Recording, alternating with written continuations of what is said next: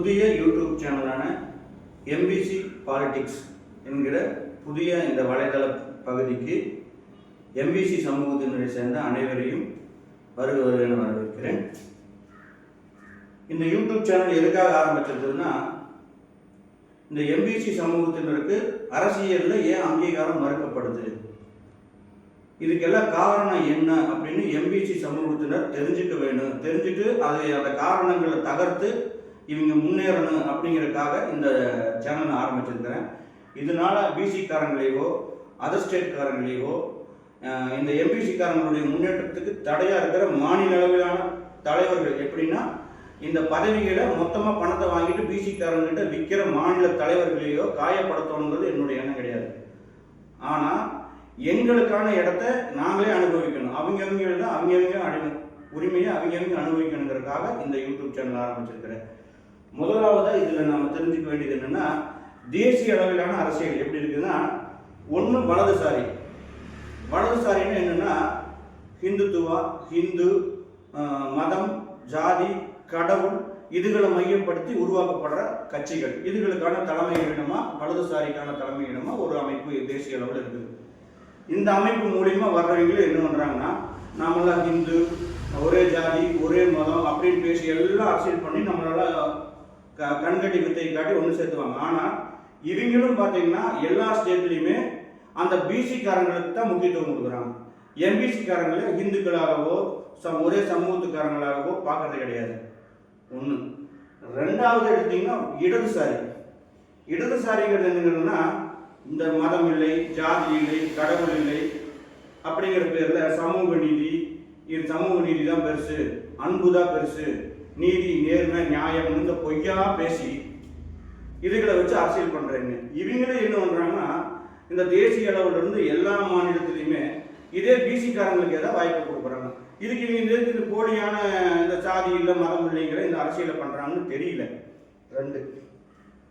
மூணாவது, தமிழ்நாட்டில் இருக்கிற சமூகங்களை மொத்தம் எந்தெந்த பிரிவுகளாக பிரிச்சிருக்கிறாங்க அது என்னங்கிறத முதல் எம்பிசிக்காரங்க தெரிஞ்சுக்கணும்.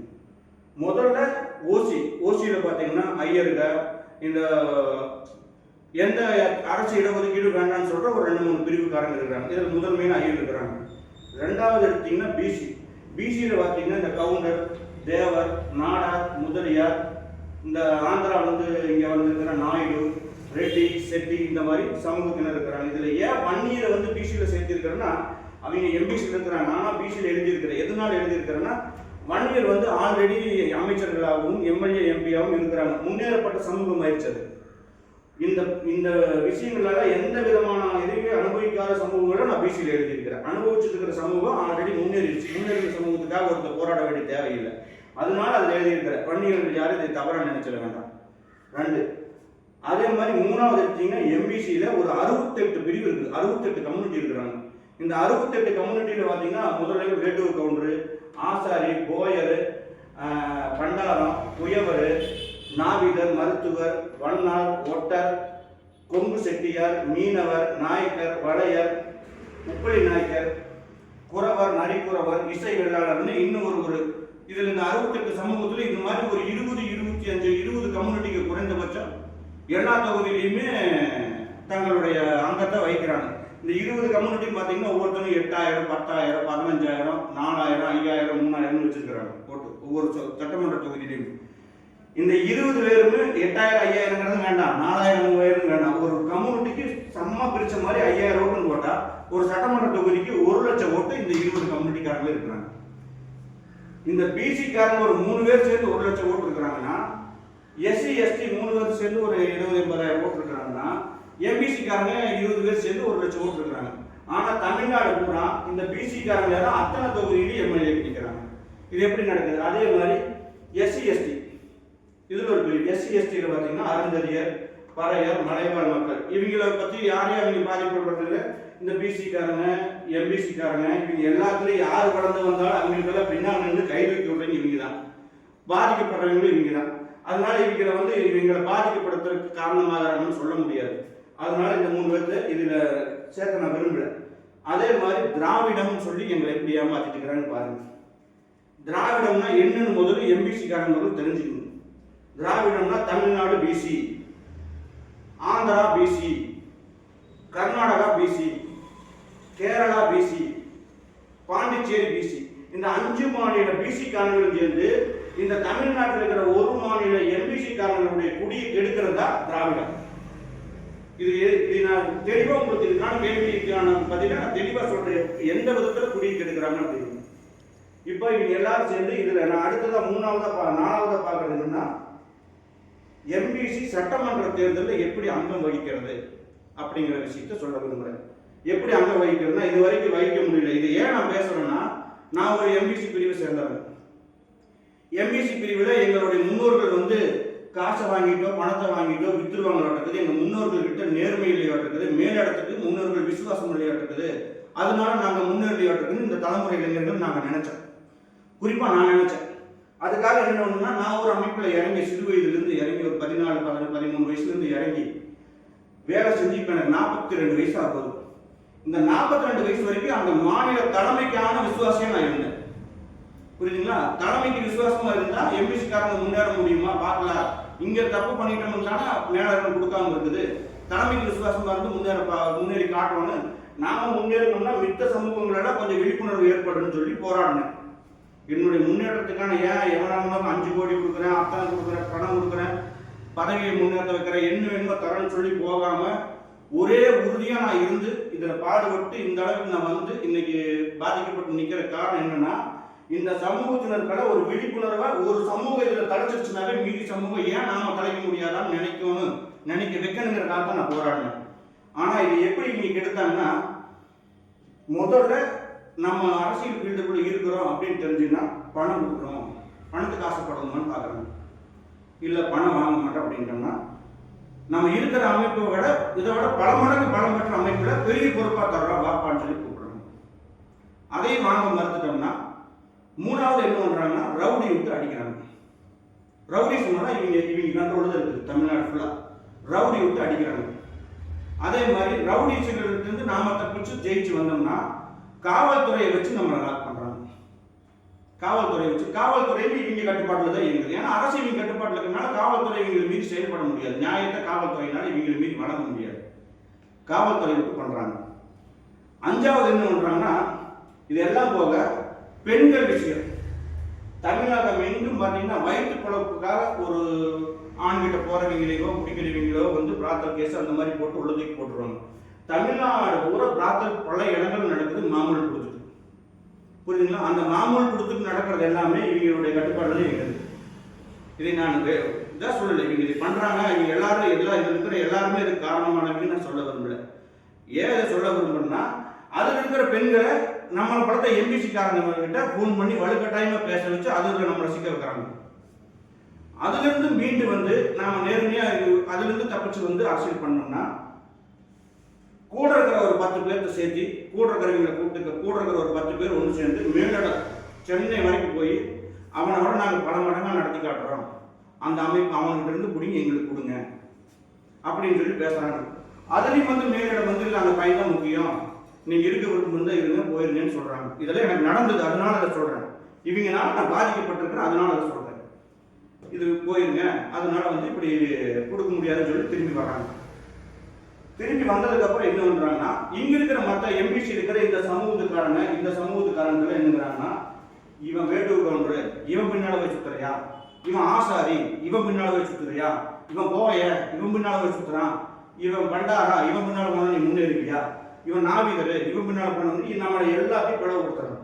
இவனுக்கு ஓட்டு போட்டு நீங்க தலைவன் ஆகிறீங்களா, நீ போய் இவன் கடையில் நீ கொண்டுக்கிறீங்க, இவன் பின்னால சுத்துறையாரு, இவனுக்கு ஆள் வச்சு கேள்வி மேல கேள்வி எழுப்பி இவங்க எல்லாத்தையும் பிளவுபடுத்திடுவாங்க. புரியுதுங்களா? இவனுக்கு ஓட்டு போடக்கூடாதுங்கிற மாதிரி ஒன்று சுத்திடுறாங்க. இதுல இருந்து மீண்டு நாம அரசியல் பண்ணிட்டு வந்தோம்னா, இதுல இந்த குட்டிக்கதை சொல்ற ஒருத்தர் கூட தமிழ்நாட்டில் புதுசா கட்சி ஆரம்பிச்சு. அவர் என்ன பண்றாரு தெரியுமா, உங்க நாட்டில் சேவை பண்றவங்களை வேட்பாளராக தேர்ந்தெடுங்க, அவர் வந்து IAS இருந்து சேவை பண்ணுவார், அவர் வேட்பாளர், இவர் வந்து விவசாயத்திலிருந்து சேவை பண்ணுவார், இவர் வேட்பாளர், இவர் வந்து நலத்திட்ட பதவியில் செஞ்சவர், இவர் உங்களுடைய வேட்பாளர் நீங்களே தேர்ந்தெடுங்க அப்படின்னு சொல்லி பயங்கரமா சர்க்கார் வசனம் பேசினார். இப்போ இவர் என்ன பண்றாரு தெரியுமா, பூரா பேசிக்காரங்க வேற மாநிலக்காரங்களுக்கு தமிழ்நாடு கூட வித்துட்டாரு. இவரு இதே இவங்க எல்லாத்தையும் படிக்கிறார். இவரு அந்த பிறப்புக்கு எல்லா உயர்வுக்கு சமூக நீதி அதெல்லாம் வசனம் பேசுறாரு, இடதுசாரி அரசியல் பேசுறாரு. ஆனா இவர் இடதுசாரி அரசியல் பேசி எம்பிசி காரனுடைய இதை அடிக்கிறாரு. எத்தனை எம்பிசி காருக்கு இவர் பதவி கொடுத்துக்கிறாருன்னு விசாரிச்சு பாருங்க, கிடையாது. அதே மாதிரி இன்னொன்று என்னன்னா, இதுல இந்த 7 விதமா நம்மளை வந்து ஒடுக்குறாங்க. இந்த 7 பல விஷயங்கள் இருக்குது. இதுதான் 7 தான் இவங்களுடைய மெலினான ஆயுதங்கள். இந்த 7 விஷயம் தான் இவங்களுக்கு போட்டு போடாதீங்க. இந்த 7 தாண்டி போய் நாம எதுலையுமே சிக்காம, இந்த குட்டிக்கரைக்காருக்கு ஒரு குட்டிக்கரை சொல்றேன். என்ன குட்டிக்கரைன்னா, ஒரு தலைவனுக்கு தொண்டனுக்கான கதை. இப்ப நான் தான் தொண்டனை வச்சுருந்தேன், குட்டிக்கரைக்காரர் தான் தலைவர். அவர் என்ன பண்றாரு, வளர்ந்து வர்றாரு. அவர் வளர்ந்து வர்ற காலத்துல நான் இந்த தொண்டனை கூப்பிட்டு, இந்த ஊருக்குள்ள இருக்கிற பெரிய ஆளுகள்லாம், உன் தலைவனை குழி தோண்டி வச்சுட்டு உன் தலைவனை குழிக்குள்ள போட்டுரு, நாங்கள் உன்னை லைஃப்லேயே செட்டில் பண்றோம். எப்படி 50 லட்சம் கொடுக்குறோம், கடை பஸ் ஸ்டாண்டுக்குள்ள திருப்பூருக்குள்ள கொடுக்குறோம், அதை கொடுக்குறோம், இதை கொடுக்குறோம். ஒரு 15-20 வருஷமா இந்த எம்பிசிக்காரன நாவிகரை வந்து விலை பேசுறாங்க. இந்த 15-20 வருஷமா இவன் வந்து விலை போகாம இந்த தலைவனை வந்து குட்டிக்கரை தலைவனை வந்து காப்பாற்றி கொண்டு வரான். இவங்கிட்ட எந்த பணத்தையும் வாங்காம. இப்ப என்ன ஆகுது, இவங்க எல்லாரும் சேர்ந்து என்ன பண்றாங்கன்னா, இவனை எவ்வளவு விலை பேசினாலும் விலை போக மாட்டேங்கிறான். இவனை ரவுடி சொல்லி சிக்க வைக்க முடியல. பிராத்தல் விஷயம், பொம்பளை விஷயம், அடுத்தடி விஷயம், கட்ட பண்ணிட்டு எதுக்கும் வர மாட்டேங்கிறான். இவனை காவல்துறையை வச்சு பண்ண முடியல அப்படின்ட்டு என்ன பண்றாங்கன்னா, இவங்கிட்ட தான் பேசுறதுக்கு இவன் மேல இடத்துல உள்ள இந்த காசு கொடுக்குறேன்னு சொல்லி முடிக்க பார்க்கணும். இவங்க 4 பேர் போய் கட்சி ஆரம்பிச்சோன்னே இவங்க எல்லாரும் சடான்னு அந்த குட்டிக்கரை தலைவன்கிட்ட போய் இவ்வளவு கொடுக்குறோம், இந்த பதவி எங்களுக்கு கொடுக்கணும்னு அந்த குட்டிக்கரை தலைவன் என்ன பண்ணான்னா, அந்த பணத்தை வாங்கிட்டு அவனே நேரம் போய் இந்த குழிக்குள்ள போட்டான். இவனை குழிக்குள்ள விழுந்துடக்கூடாதுன்னு சொல்லி நான் காப்பாற்றி கொண்டு வந்தா, இவன் மறான எவன் குழிக்குள்ள போடுவான்னு சொல்லி குழிக்குள்ள போட்டு நீங்க மூட சொன்னானோ அவங்ககிட்டே காசு வாங்கிட்டு குழிக்குள்ள விட்டான். இப்படி மாநில அளவில் நம்ம போராடி வந்தாலுமே இவங்களுடைய காசுக்கு மாநில அளவில் இருக்கிற அனைத்து கட்சி தலைவரும் அடிமை. என்ன இவங்க காசுல அவங்க ஆட்சி நடத்துறாங்களா, அவங்கள வச்சு இவங்க சம்பாதிக்கிறாங்களான்னு தெரியல. ஆனா மொத்தத்துல இவங்களை மீறி, இவங்க 6-7 பேர்த்த மீறி இங்க மயிலடமா இருக்கிற முதலமைச்சராக இருந்து எந்த கட்சி தலைவராக இருக்கட்டு இந்த சமூகத்துக்காரங்களுக்கு உதவ முடியறதில்லை. எதுனாலும் தெரியல. ஏன் இதை வந்து நான் நேரடியாக இருக்கிறேன்னா, எந்த கட்சி தலைவர்கள், ஏன்னா இவங்க எந்த கட்சி ஆரம்பிக்கிற அளவுக்கு ஒரு தலைவர் இருந்தாலும் இவங்களுடைய பணத்தை வச்சு அந்த தலைவனையே வேலை பேசி முடிச்சிடுறாங்க. இதுதான் காரணம். கட் பண்ணி ஓகே. இதுல என்னன்னா, இதுல நான் இவங்க பண்ற தப்பு வழியவோ, இவங்கிட்ட விலை போறவங்களையோ, விலைக்கு வாங்குறவங்களையோ நான் வந்து தவறு சொல்ல விரும்பல. ஏன்னா நம்ம கிட்ட விழிப்புணர்வு இல்லை, எம்பிசி காரங்கிட்ட விழிப்புணர்வு இல்லை. அந்த விழிப்புணர்வை கொண்டு வரக்காகத்தான் நான் இந்த யூடியூப் சேனல் ஆரம்பிச்சுக்கிறேன். என்ன எதுக்காக ஆரம்பிச்சுக்கிறேன்னா, எம்பிசி சமூகத்தினர் எப்படி ஆளுமை மிக்க பதவிகளுக்கு வர்றது அப்படிங்கிறதுக்கான வழியை நான் சொல்றேன். இத்தனை நாளா தெரிஞ்சு தெரியாம 50 ஆண்டு காலமா எம்பிசி காரன் முன்னேற முடியாமல் இருந்ததா, நீங்க தெரிஞ்சு தெரியாம விட்டீங்களா என்னன்னு தெரியல. என்ன நீங்க இந்த 7 பேர்த்தினுடைய இந்த சாதியினுடைய சங்க தலைவர்களோட இந்த 7 பேர்த்தினுடைய ஆளா இல்ல இந்த 5 பேர்த்தினுடைய ஆளான்னு தெரியல. புரியுதா? நீங்க இந்த சமூகத்துக்காக முன்னேற்றத்தை கையில் எடுக்கிறீங்களா இருந்ததுன்னா இதை ஒண்ணு செய்யுங்க தயவு செஞ்சு. எந்தெந்த சமூகம்னா, இந்த வேட்டுவர், ஆசாரியார், போயர், பண்டாரம், குயவர், நாவிதர், மருத்துவர், வண்ணார், ஒட்டர், கொங்கு செட்டியார், மீனவர், நாயக்கர், வளையர், உப்பளி நாயக்கர், குறவர், இசை வெள்ளாளர் போன்ற சமூகத்துக்காரங்க முன்னேறணும், அந்த சமூகத்து மக்களை முன்னேற வைக்கணுங்கிற ஒரு எண்ணத்தோட நீங்க சமூகத்தினுடைய சங்க தலைவராக இருந்தீங்கன்னா தயவு செஞ்சு இதை பண்ணுங்க. எதை பண்ணணும் அப்படின்னு நான் சொல்றேன்னா, இந்த மாநிலத்தினுடைய சங்க தலைவர்கள் எல்லாம் தமிழ்நாட்டினுடைய முதலமைச்சரை போய் பாருங்க, எதிர்கட்சியினுடைய தலைவரையும் போய் பாருங்க. எந்த கோரிக்கை வைக்கிறீங்கன்னா, எங்க சமூகத்தினருக்கெல்லாம் மாநில அளவில் ஒவ்வொருத்தருக்காச்சும் எம்எல்ஏவுக்கான வாய்ப்பு கொடுங்க அப்படின்னு கேளுங்க. இல்லைன்னா எல்லாத்துக்கும் சேர்ந்து 39 மாவட்டத்துக்கு 39 எம்எல்ஏ சேர்ந்து அரசியலமைப்பு சட்டத்தில் அருந்ததியர் ஒதுக்கி இருக்கிற மாதிரி எம்பிசி காரங்களுக்கு ஒதுக்கி கொடுங்க. இப்ப குறிப்பா சொல்ல போனா ஈரோடு மாவட்டத்தில் 8 தொகுதி இருக்குது. 8 சட்டமன்ற தொகுதியில எம்பிசி சமூகத்தினருக்கு ஒதுக்க, எஸ்சி சமூகத்தினருக்கு ஒதுக்கப்பட்ட அந்த ஒரு தொகுதி தவிர மீதி 7 தொகுதியில இந்த பிசி காரங்க தான் நிக்கிறாங்க. அப்ப இந்த எம்பிசி காரங்க 20 பேர் என்ன 50 ஆண்டு காலமும் உங்களுக்கு ஓட்டு போட்டுங்க. எங்களுக்கு எந்த ஒரு முன்னேற்றமும் கிடையாது. இவங்களுக்கு ஏதாவது வேணும்னா இவங்க சமூகத்தில் இருக்காங்கன்னா இவங்ககிட்டே கேட்டு வாங்கிக்குவாங்க. இவங்க எல்லாருடைய சமூக சார்ந்தவங்க, இவங்களுக்கு ஏதாவது அரசு சார்ந்த உதவி, ஏதாச்சும் நல்லது கெட்டது நடக்கணும்னா இவங்க ஆளுகிட்டே கேட்டு வாங்கிக்கிறாங்க. அதே மாதிரி இவங்க அருந்ததியர் சமூகத்தை சேர்ந்தவங்களுக்கு ஏதாச்சும் அரசு சார்ந்த உதவி நல்லது ஏதாச்சும் தேவைப்படுதுன்னா இவங்ககிட்ட கேட்டு வாங்கிக்கிறாங்க. ஆனா இந்த எம்பிசி இருக்கிற சமூகத்துக்கார மட்டும் ஒண்ணு இவங்ககிட்ட போய் நிக்கணும், இல்லை இவங்ககிட்ட போய் நிக்கணுமா? இது காரணம் என்னன்னா, இந்த சமூகத்தினுடைய சங்க தலைவர்கள் இதுக்கான வேலைகளை செய்யாதனால தான் நாம் இன்னைக்கு வரைக்கும் ஒன்று இவங்ககிட்டயே போய் நிற்க வேண்டிய நிலைமை தள்ளப்பட்டிருக்கிறோம். இதை தடுக்கிறதுக்கான ஒரு 2 வழி இருக்கு. ஒன்று, சிஎம் போய் நேரடியா எல்லா மாநிலத்தினுடைய சங்க தலைவரும் நேரடியாக போய் எங்க மாநிலத்துக்கு மாவட்டத்துக்கு ஒரு தொகுதி எங்க சமூகத்துக்குன்னு ஒதுக்கி கொடுங்க. ஒரு நாவிதரை விட்டு ஒரு சலவை தொழிலாளி, அதிமுக நாவிதர்னு, திமுக சலவை தொழிலாளிங்கன்னா திமுக நாவிதரோ சலவை தொழிலாளர் சட்டமன்றத்துக்குள்ள போவாங்க.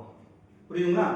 அதே மாதிரி அதிமுக வேட்டுவ கவுண்டர்னு, திமுக ஆசாரியாருன்னா ஆசாரியாரோ வேட்டுவ கவுண்டரோ சட்டமன்றத்துக்குள்ள போவாங்க.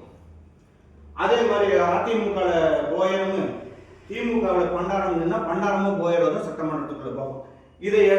இதையெல்லாம் நடைமுறைப்படுத்துற அதிகாரமும் பவர் யாருக்கு இருக்குது? ஆளுங்கட்சி தலைவர், எதிர்கட்சி தலைவர் இருக்குது. இவங்க ஏன் அதை நடைமுறைப்படுத்தாம இருக்கிறாங்க? அப்ப நீங்க இவங்களுடைய ஆளா? நான் கேட்கறது அதான். நீங்க ஏன் நடைமுறைப்படுத்தணும்? இந்த 20 கம்யூனிட்டிக்காரங்க இவங்களுக்கு எதை ஓட்டு போட்டுருக்கணுமா? நாங்கெல்லாம் முன்னேறக்கூடாதா?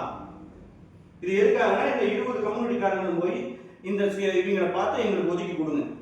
மீறி 8 தொகுதிக்குள்ள 7 தொகுதி, ஈரோடு மாவட்டத்தில் 7 தொகுதியில் நாங்கள் தலையிடல, ஒரு தொகுதி எம்பிசிக்காரங்களுக்கு ஒதுக்கி கொடுங்கன்னு கேளுங்க. கொடுக்க மாட்டார். ஆடுறவங்களும் தரமாட்டாரு, ஆள போற சொல்றவங்களும் தரமாட்டாங்க. ஏன்னா அவங்க இவங்களுடைய ஆளுகள் கொடுக்கலைங்கிற பட்சத்தில் இவங்க இந்த சங்க தலைவர்கள் என்ன பண்ணுறது தெரியுமா? இதுக்கான 2வது ஆப்ஷன் நான் சொல்றேன். இவங்களை தாண்டி நீ வாங்கக்கூடிய ஆப்ஷன் என்ன பண்ணுவோம்னா, இவங்க எல்லா சாதி சங்கத்திலும் சேர்ந்து ஒரு தொகுதிக்கு 50,000 to 75,000 ஓட்டு நாங்க ஸ்கோர் பண்றோம், எம்பிசிக்காரங்க ஸ்கோர் பண்றோம். ஆனா எங்க சமூகத்திலிருந்து யாருமே சட்டமன்றத்துக்குள்ள போக முடியறதில்லை. எங்களுக்கான வாய்ப்பு இவங்கனால மறுக்கப்படுது. இவங்கனால அடிச்சோ மிரட்டியோ பணத்தை கொடுத்தோ எங்க சமூகத்துக்காரனுடைய முன்னேற்றம் தடுக்கப்படுது. அதனால எங்களுக்கு சட்டப்படி மாவட்டத்துக்கு ஒரு தொகுதி ஒதுக்கி கொடுங்கன்னு கோர்ட்ல கேஸ் போடுங்க. கோர்ட்ல கேஸ் போட்டு அந்த கேஸை வாதாடி வெற்றி பெற வழி பாருங்க. அப்படியும் வெற்றி பெற முடியலன்னா 3வது ஆப்ஷன், தடி எடுத்தா கத்தி எடுக்கிறவங்க கத்தி எடுத்தா ஆகணும். புரியுதா? பிரச்சனை பண்றவங்க பிரச்சனை பண்ணித்தான் ஆகணும். 3வது ஆப்ஷன் என்னன்னா, நம்ம இந்த சமூகம் எம்பிசி சமூகத்தினருக்கு ஒரு சீட்டு கூட, ஒரு மாநிலத்தில் ஒரு சீட் நான் கொடுத்தேன் அப்படின்னு உத்தரவாதம் பண்ண கட்சிக்கு மட்டும்தான் நீங்களாம் ஓட்டு போடணும். ஒரு ஒரு ஒரு வேட்டு கவுண்டர் கூட சீட் கொடுக்காத ஒட்டுமொத்த வேட்டு கவுண்டர் எதுக்கு சீட் ஓட்டு போடுறீங்க? ஒரு ஆசாரி கூட சீட் கொடுக்காத ஒரு கட்சிக்கு ஒட்டுமொத்த ஆசாரி எதுக்கு ஓட்டு போடுறீங்க? ஒரு நாவிதர் கூட சீட் கொடுக்காத ஒரு கட்சிக்கு ஒட்டுமொத்த நாவிதர் எதுக்கு ஓட்டு போடுறீங்க? ஒரு மன்னார் கூட வாய்ப்பு கொடுக்காத ஒரு கட்சிகளுக்கு ஒட்டுமொத்த மன்னார் எதுக்கு ஓட்டு போடுறீங்க? ஓட்டு போட மாட்டோம் அப்படின்னு சிஎம் எதிர்கட்சி தலைவர்கிட்ட சொல்லுங்க. எங்க மாநில அளவில் இருக்கிற எல்லா மாவட்ட நகர ஒன்றிய வீடு வீடா போய் நமக்கு வாய்ப்பு கொடுக்காத கட்சிகளுக்கு ஓட்டு போடாதீங்கன்னு பரப்புரை பண்றோம்னு சொல்லுங்க. ஒண்ணு நியாயமா கேட்டு வாங்கலாம், கேட்டு வரலைன்னா நியாயத்தை கோர்ட்ல போட்டு வாங்கலாம். 2 வகை நடக்கலைன்னா போராடி தாங்க. இது எதுவுமே முன்னெடுக்காம இப்படியே இருக்கீங்கன்னா இன்னும் 50 வருஷத்துக்கு நாம இவங்களுக்கு அடிமையாக இருக்கிறதா? வெள்ளக்காரன் கட்டியாவது கம்மன் இருந்துக்கிறாங்க, எல்லாரும் கிறிஸ்தவராக இருந்து போயிருப்போமே. வெள்ளக்காரன் இந்த நாட்டை ஆண்டுருந்தானா எல்லாருக்கும் ஒரே மதமா கிறிஸ்தவராக இருந்திருக்குமே. இந்த மாதிரி கேவலமான அரசியல் இருந்திருக்காரு. சாதிக்காக சாதி மதங்கிறது 2வது இருந்தாலும் ஒரு அரசியல் பதவிக்காக எவ்வளவு வடிகட்டின அயோக்கியத்தனங்கள் ஒவ்வொரு ஈடுபடுறாங்க தெரியுமா? இதுல நான் ஒரு தப்பு பண்ணேன், எம்பிசிக்காரங்க நான் ஒரு தப்பு பண்ணேன். ஈரோடு மாவட்டத்தில் 3 மாவட்டமா நான் இருந்த அமைப்பில் பிரிச்சாங்க. அது ஒரு 2 தொகுதி சேர்ந்து ஒரு மாவட்டமா பிரிச்சாங்க. அதுல நான் தான் சீனியர், 25 வருஷம் உழைச்ச சீனியர். இதில் நான் என்ன பண்ணிட்டேன்னா, நான் கூட்டிட்டு போய் ஜாயின் பண்ணி விட்டவங்க எல்லாமே பிசிக்காரங்களா போயிட்டாங்க.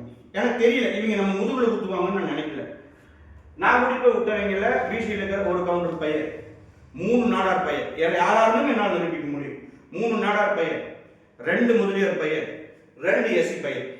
இருக்கிற 12-13 நகர ஒன்றிய தலைவர்கள் நான் கூட்டிட்டு போய் விட்ட 8 பேர் இந்த கம்யூனிட்டிக்காரங்க. இந்த 8 பேர்ல இந்த எஸ்சி கம்யூனிட்டி சேர்ந்த பையன் மட்டும்தான் எனக்கு உறுதுணையா இருந்தான்.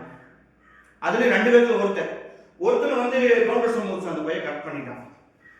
இப்ப இவங்க எல்லாரும் சேர்ந்து என்ன பண்றாங்கன்னா, எனக்கு மாவட்ட செயலாளர் பதவி கொடுக்க கூடாது அப்படின்னு சொல்லி மேலிடத்தை போர்ஸ் பண்ணி தொந்தரவு பண்ணி பண்றாங்க.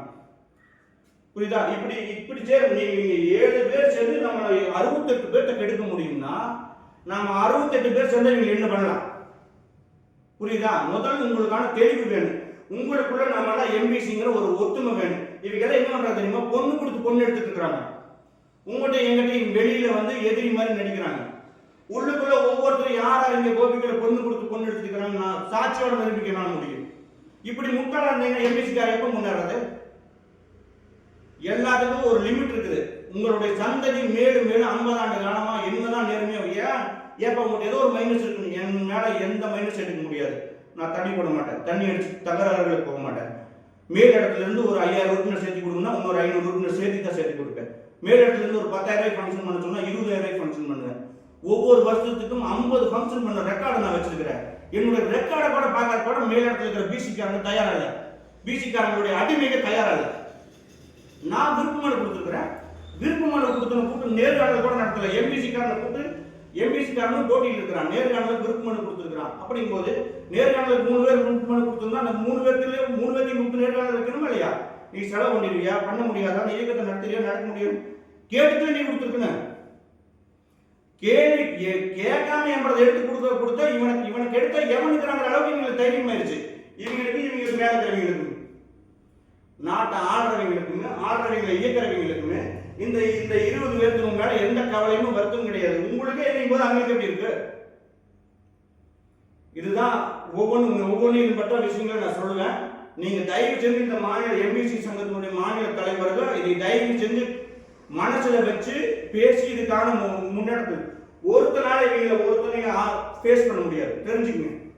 இவங்க எப்படி 7 பேர் 8 பேர் பத்தாதுன்னு இந்த கேரளா, ஆந்திரா, பாண்டிச்சேரி, கர்நாடகால இருந்து ஒரு அங்க இருக்கிற பீச்சுக்காரங்க 10 பேர் கூப்பிட்டு வந்து நம்ம முடியை கெடுக்கிறாங்களோ, புரியுதா உனக்கு? புரிஞ்சுக்க. ஏன் இது எம்பிசிக்காரங்க சொல்றேன்னா, தமிழ்நாட்டில் வந்து ஆந்திரா நாயுடு, ஆந்திரா ரெட்டி, ஆந்திரா செட்டி, இவங்க யாரு வேணா எம்எல்ஏ, எம்பி, அமைச்சராகலாம். புரியுதா? ஒரு வேட்டு கொண்டு ஒரு ஆசாரி போயர் பண்டாரு நாவேறு போயவர் வண்ணாரு இவங்க ஆகக்கூடாது. புரியுதா உனக்கு? எங்க இருந்தாலும் பிசிக்காரன் தான் நம்ம ஆகணும். இதை தடுக்கலைன்னா, புரியுதா, இதெல்லாம் நிறைய மென்மேலும் அரசியலால உங்களுக்கு நான் சொல்றேன். ஏன்னா இதில் நான் பாதிக்கப்பட்டதுனால சொல்றேன். என்னை விட பல மூத்தவங்க இருப்பீங்க, இருந்தாலும் எனக்கு தெரிஞ்ச விஷயங்களை நான் உங்களுக்கு சொல்றேன். தெரியாம இருக்கு. நீங்க அரசியலுக்குள்ள போகாத வரைக்கும் உங்களுக்கு இவங்க எல்லாம் நல்லவங்களா தான் இருப்பாங்க. உன்னுடைய குலத்தொழில நீ செய்ய வரைக்கும் இவங்க எல்லாம் உனக்கு நல்லவங்களா தான் இருப்பாங்க. புரியுதா? முதல் குலத்தொழில விடுங்க. ரெண்டாவது, இவங்க நீ அரசியலுக்குள்ள காலடி எடுத்து ஆளுமைக்காக வரும்போது மட்டும்தான் இவங்களுடைய சுயரூபம், இந்த 7 பேர் இந்த மாநிலத்திலிருந்து வந்திருக்கிற பிசிக்காரங்களோட சுயரூபம் உங்களுக்கு தெரியும். நீங்க வேணா உங்க சார்பு ஒருத்தர் விட்டு நோட் பண்ணி பாருங்க, எவ்வளவு வடிகட்டின தவறான வேலைகளில் ஈடுபடுறாங்க நம்மளுடைய பதவிகளை பறிக்கிறதுக்கு. புரியுதா? இதுல எல்லாம் நான் இருந்து தப்பிக்கணும்னா நமக்கான நியாயத்தை நம்ம மேலிருந்து பெறணும்.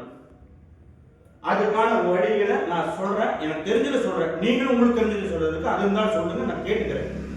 நம்மளுடைய அடுத்த தலைமுறை நமக்கு ஏதாச்சும் அரசு வேலை, நமக்கு ஏதாச்சும் அரசியல் ஒதுக்கீடு, நமக்கு ஏதாச்சும் அரசுல இருந்து ஏதாச்சும் காரியம் ஆகணும்னா நம்மளை சார்ந்த ஒருத்தவங்கிட்டே நின்று நம்ம வாங்குற அளவுக்கு நம்ம தலைமுறையில் ஒருத்தவங்க உருவாக்கணும். அப்படி எம்பிசிக்காரங்க உருவாங்க. இவங்க எல்லாத்துக்குமே அப்படி உருவாக்கியிருக்காங்க. நீங்க உருவாக்குறது யாருடைய தப்பு? இவங்களுடைய பினாமியா இருந்து இவங்க இந்த சமூகத்துக்கு சங்க தலைவன் ஆகாதீங்க. ஒண்ணு மட்டும் சொல்றேங்க, இவங்களுடைய பணத்துல பிசிக்காரங்களுடைய பணத்துல எம்பிசிக்காரங்களுடைய சங்க தலைவர் ஆகினீங்கன்னா அந்த ஒரு சமூகத்தினுடைய குடியை கெடுத்து உங்க குடும்பம் மட்டும் வாழ்ந்தா நல்லா இருந்துருமா? இதெல்லாம் கொஞ்சம் சரி பண்ணுங்க. தயவு செஞ்சு இவங்கிட்ட இருந்து முதல்ல தள்ளி இருங்க. உங்களுக்கான உரிமையை பெறணும்னா இவங்கிட்ட இருந்து முதல்ல தள்ளி இருங்க, மேல மோதுங்க. இவங்கனால ஒண்ணும் முடியாது. ஏன்னா அவங்க இயக்குறாங்கன்னா அவங்க இவங்களை இயக்குறாங்களான்னு தெரியாது. அப்போ 2 பேருக்கு நமக்கு ஆப்ஷன் கிடைக்கும் போது கோர்ட்டு தான் சரியான வழி. புரியுதா? அப்படின்னா கோர்ட்லயும் ஆகலைங்கிற போது அதுக்கு உண்டான வழி என்கிட்ட இருக்குது, நான் சொல்றேன். அப்ப என்கிட்ட கேளுங்க, நான் சொல்றேன். முதல்ல இதை மூவ் பண்ணி பாருங்க. நன்றி. எம்பிசிக்காரங்க மேலும் மேலும் முன்னேறுவதற்கான அடுத்தடுத்த கருத்துக்களை இனிமேல் நீங்க நிறைய பார்ப்பீங்க.